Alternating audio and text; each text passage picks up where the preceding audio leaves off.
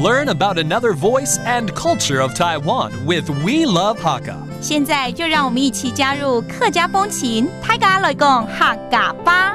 Hey, it's time for Practical Hakka here on Icrt. Hello， 你好，大家好，我是 Alice Pong。Hello, 你好，大家好，我是 Joseph Ling. It's springtime, and you know what I'm seeing? A lot of people are thinking about getting married. 你知道春天呢会让我们有很多效应在哈。怎么说？第一个是喜欢跑户外啦，心情比较好。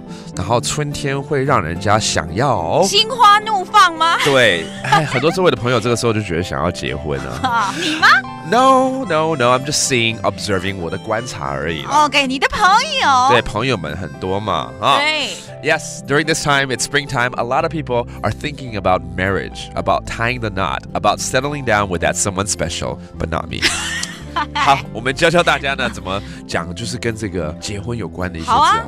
如果对不对，交了一个客家的女朋友，那我要用客家话跟她求婚啊。OK， 这都要教的啊。好，我教你求婚。求婚 ，That's right. How to say propose? 求婚。求婚很有气氛呢。因为要浪漫一点。对啊，感觉要跪下来了，这样人家才会答应你啊。Okay, that's how to say proposing, all right? Then there's the wedding, 有婚礼嘛，对不对？婚礼。婚礼感觉要分离了，没有，不行哦。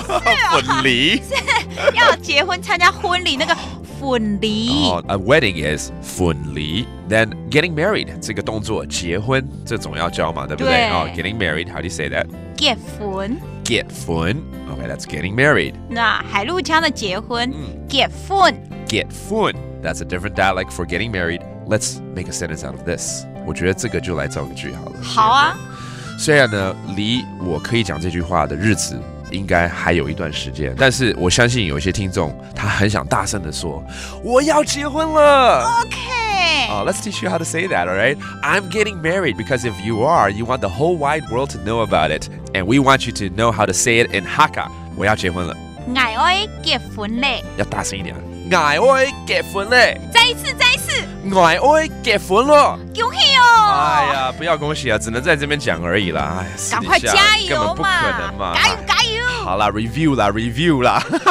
我们来 review 一下哈 ，Let's review these terms: proposing 求婚，求婚 ，Then there's the wedding 婚礼，and getting married 结婚，and we wish all lovers out there to tie the knot someday soon. 我们祝有情人终成眷属。That does it for today's Practical Hakka. 什么太嘎？俺是谁张来了？客家风情由行政院客家委员会监制。